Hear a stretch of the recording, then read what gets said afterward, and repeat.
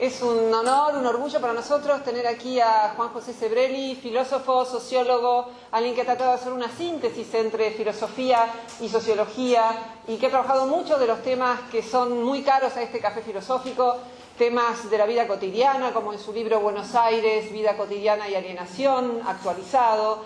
Tiene más de 21 libros en su haber, voy a citar algunos: El olvido de la razón, El asedio a la modernidad, Comediantes y mártires, el último, que es una crítica a las religiones, Dios en el laberinto, y muchos más. El malestar de la política. El malestar de la política y muchos otros que recomendamos porque son muy agradables de leer, además de libros sustantivos. Así que vamos a tratar de ir recorriendo algunos de los temas que están presentes en algunos de sus libros.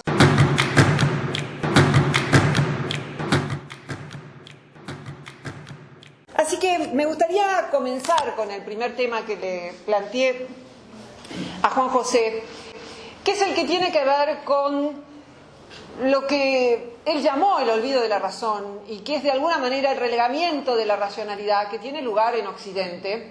Y voy a dar ejemplos muy concretos. Si uno cursa la carrera de filosofía en la ciudad de Buenos Aires, probablemente aprenda muy sustantivamente autores posmodernos, autores que han puesto en duda la racionalidad, desde algo muy básico como decir que no hay nada verdadero, y nosotros estamos reunidos hoy acá, hubo un holocausto, hay algunos ministros que tienen un nombre particular, hay cosas que son objetivamente demostrables, aunque por supuesto quién es el mejor pintor del siglo XX sea, como decía un filósofo, una verdad con otras condiciones de satisfacción. Ya eso sí es más subjetivo, pero la idea de que no hay nada más verdadero que otra cosa, que no hay cultura que pueda tener valores para ser antepuestos a otras culturas, esto ha llevado a una serie de contradicciones.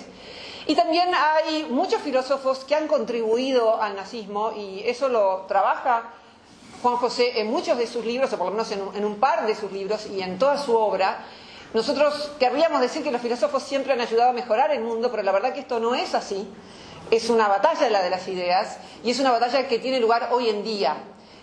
Y algo que me parece de destacar, y con lo cual querría introducir la primera pregunta, es que esos filósofos que no adhirieron además al nazismo, sino que aun cuando, como en el caso de Nietzsche, digo yo, pueda tener alguna idea valiosa su obra, no es que su obra no refleje esos ideales que llevaron al nazismo, sino que la obra, al igual que la de Heidegger, está intrínsecamente vinculada con lo que fue la filosofía del nazismo. Y algo que no puede dejar de sorprendernos es que cuando, después de la Segunda Guerra Mundial, parecía que esas filosofías ya iban a ser olvidadas, aparece de la mano de la izquierda una serie de filósofos como Deleuze, Guattari, los llamados postmodernos, Lyotard, que de pronto rehabilitan toda esa filosofía. Ahora me va a decir Sartre, parece que fue el que tiró la primera piedra, y hoy en día nos encontramos en un panorama en donde se exalta la posverdad como si nada fuera más verdadero que otra cosa, y me parece que es importante que en esta ciudad en donde la mayor parte de los filósofos existentes hacen una apología del irracionalismo, podamos plantear que es posible otra cosa, que el proyecto ilustrado, que fue lo que quiso la Ilustración, reemplazar la religión por la razón, por el uso de la razón, por la ciencia, por la filosofía. Ese proyecto, que es el proyecto moderno, el proyecto ilustrado, es un proyecto que la obra de Juan José defiende, que nosotros defendemos en este café filosófico, y que está puesto en juego en la filosofía actual y en particular en la Argentina. No, yo decía que la fecha, si tenemos que poner una fecha, ¿cuándo empezó el racionalismo? Yo diría sistemático, profundizado, yo diría el siglo XVIII. Cuando surge el racionalismo, inmediatamente surge el irracionalismo sistemático, digamos, contra esa idea. Y pongo los ejemplos. Contra la Ilustración, que sería la expresión del racionalismo del siglo XVIII, surge simultáneamente el romanticismo, ese gran movimiento que tanto ha influido y que sigue influyendo hoy en el siglo XX, sobre todo. El XXI no hablemos porque es un siglo que todavía está en sus comienzos, pero toda la filosofía irracionalista del siglo XX, que ha sido la que más éxito ha tenido, los racionalistas son minoría y siempre han sido menospreciados, académicamente, por lo menos, tienen al mismo tiempo, ha surgido al mismo tiempo el movimiento irracionalista contemporáneo, que es un movimiento que tiene su base en el romanticismo. Por eso yo digo que se habla de la posmodernidad. Los antirracionalistas critican racionalismo y modernidad, están indisolublemente unidos, ¿no? Surge el siglo XVIII, que es el comienzo de la modernidad y el comienzo del pensamiento occidental, que sale de la oscuridad de la Edad Media, y el orientalismo, el Oriente, que había sido hasta entonces lo más brillante, árabes y chinos, lo más brillante, entra en declinación. Bueno, y al mismo tiempo está el romanticismo, que por eso yo digo siempre que los que se llaman, el término que se llama hoy posmoderno, que son en realidad un término sofisticado para hablar del irracionalismo, es promoderno, es premoderno. Se llaman posmodernos, son premodernos, porque es una vuelta a lo antiguo. Uno lee los filósofos de moda actualmente, empezando por Heidegger, vuelven al romanticismo. Es un neorromanticismo, obviamente, nunca se vuelve al pasado en forma absolutamente igual. Siempre es una modificación. Toda la corriente actual del irracionalismo se puede calificar de neorromanticismo, en lugar de posmoderna, de premoderna. Sí, además, algo para destacar de toda esta corriente es lo enrevesado que escriben. Sí. Hay una palabra en inglés que se llama bullshit, que podremos traducir como sanata, y en la obra de Juan José yo vi que aparece divague, referida a Heidegger. Hay dos pensadores. Malabarismo verbal, sí. Juego lingüístico. Sí. Bueno, hay dos pensadores típicos de lo ilegible, de parecer que se están burlando del lector, de la falta de comunicación total, que son Lacan y Heidegger, dos de los grandes pensadores, los más exitosos pensadores que ha tenido el siglo XX, y son pensadores, yo creo que no es una buena filosofía la que no se entiende absolutamente. Que sea difícil, toda la filosofía, el pensamiento es difícil, pero incomprensible, como son los libros de Lacan. Yo hacía cursos en otra época privados, en mi casa, y donde en la época del apogeo de Lacan, hoy ya no es tanto, en la época del apogeo de Lacan, y yo, había muchos lacanianos entre el público, y yo tomaba un libro de Lacan, ¿no? Y decía, ábranlo en la página que quieran, ábranlo en cualquier página. Yo la leía y decía, bueno, explíqueme qué quiere decir esto. Nadie levantaba la mano, no lo entendía. Lacan no se puede entender, Heidegger tampoco, salvo algunas excepciones. Uno por ahí puede sacar algo, pero muy poco. Es decir, que es un lenguaje explícitamente no comprensible, es una falta de... Ortega decía que una filosofía agradable o fácil de entender es la cortesía del pensador con sus lectores. Pero es más que una cortesía, es el desprecio del lector. Lo que hace Heidegger es el desprecio total, es el aislamiento total de la gente, que era lo que lleva el irracionalismo. Bueno, el ejemplo que yo les puse, nadie me sabía explicar qué decía un texto. Lo hacía con Lacan y lo hacía con Heidegger, que me parecen los dos casos extremos al respecto. Heidegger, por ejemplo, decía que el pensamiento era intraducible, que solamente se podía escribir en griego, por los clásicos griegos, y el alemán, porque él es alemán, claro. Pero no se podía traducir al español, al francés, al inglés, no se podía. Eso que eran lenguas inferiores. Bueno sería que dijera que solo se puede escribir en turco, ¿no? O en algún idioma así.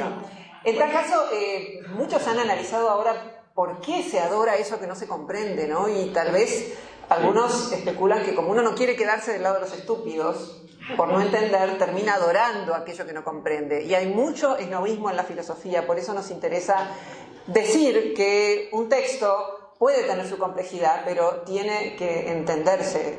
Un lenguaje oscuro, un lenguaje en donde no hay dos interpretaciones iguales meramente porque es imposible saber qué es lo que el autor quiere decir, no es un tipo de filosofía de la que podamos hablar bien. Un ejemplo pintoresco y cercano nuestro a la Argentina, la aplicación de la filosofía de los pensadores de la era primerista, es decir, Carta Abierta, por ejemplo, con textos, Horacio González, lean un libro de Salvando las distancias con Heidegger, con todo, Salvando las distancias, los libros de Horacio González, que son libros que son escritores que escriben para el pueblo.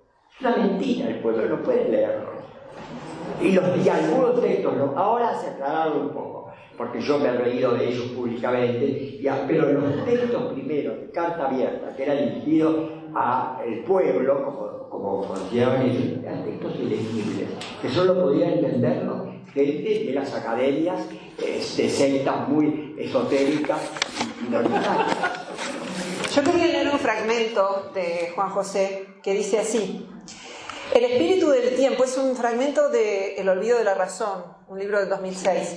El espíritu del tiempo intelectual de las últimas décadas se define por el abandono de la sociedad occidental de todo lo que significaron sus rasgos distintivos: el racionalismo, la creencia en la ciencia y la técnica, la idea de progreso y modernidad. El pensamiento racional y crítico está hoy acorralado entre dos fuegos. Contra los dogmatismos fundamentalistas debe reivindicar la libertad de expresión, el diálogo democrático, la pluralidad.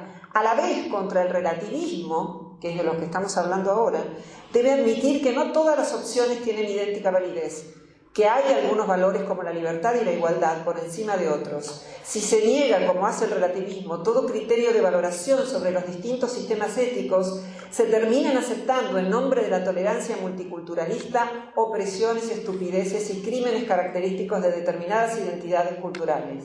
Las libertades individuales y los derechos humanos, bajo la égida del relativismo, corren el peligro de dejar de ser inalienables. El posmodernismo, que Sebrelli considera un marco premoderno, no posmoderno, es la filosofía que alienta hoy a buena parte de la izquierda y al activismo de género. Sin embargo, tanto la izquierda como los movimientos de mujeres reconocen hoy variantes racionalistas pero muy minoritarias, fieles al origen de estas dos corrientes. En su libro El asedio a la modernidad, Sebrelli escribe, sintetizo algunas de las ideas: las izquierdas no pudieron recoger la herencia de su tradición racional porque a partir de 1930 la tergiversaron hasta volverla irreconocible, primero a través del estalinismo y luego dejándose llevar por corrientes irracionalistas de moda que hicieron un intento enloquecido por sintetizar a Marx y a Nietzsche. Las izquierdas pasaron a ser las derrotadas en este giro de la historia, escribe Sebrelli, cuando en realidad les hubiera correspondido a ellas dar la batalla contra las expresiones del irracionalismo y del relativismo, tanto en la teoría como en la práctica. Podían apoyarse en sus propios autores clásicos, que constituyeron la culminación del racionalismo occidental. Debo aclarar que me refiero, entre otros, a un Marx que nada tiene que ver con el que imaginan sus adversarios, y menos aún con el de quienes se llaman marxistas en nuestro tiempo. Los escasos esfuerzos que se hicieron desde la izquierda para atacar al pensamiento irracionalista, identificándolo con la derecha política, por ejemplo, el libro El asalto a la razón de Georges Lukács o El pensamiento de derecha de Simone de Beauvoir, pese a sus aciertos parciales, dice Sebrelli, mostraron serias limitaciones. En un caso por adoptar una perspectiva igualmente irracionalista, como era el estalinismo, en el otro por no advertir que muchos de los mitos que se condenaban en el pensamiento de derecha eran compartidos también por la izquierda. Agrego a lo dicho por Sebrelli que tanto el posmodernismo, que es la filosofía que más influencia a la izquierda y a los estudios de género actuales, también tiene un paradigma anticientífico en lo concerniente a la naturaleza humana, ya que en contra de toda la evidencia científica disponible, juzga que nuestras mentes nacen como páginas en blanco y que todo, pero absolutamente todo, es influencia de la cultura. Por no considerar que biología y cultura interactúan, es que se cometen errores de todo tipo, como el de diseñar políticas públicas que no admiten preferencias distintas por parte de hombres y mujeres. En su libro Una izquierda darwiniana, el filósofo Peter Singer invita a la izquierda a tener una perspectiva científicamente informada. La obra de Juan José Sebrelli defiende un modelo de sociedad basada en filosofías racionalistas, defensoras de ideales modernos como el de progreso científico, democracia y pluralismo. Para seguir leyendo libros de Juan José Sebrelli sobre el tema, recomiendo El olvido de la razón y El asedio a la modernidad, crítica del relativismo cultural. En el futuro vamos a subir otros tramos de esta participación de Sebrelli en el Café Filosófico.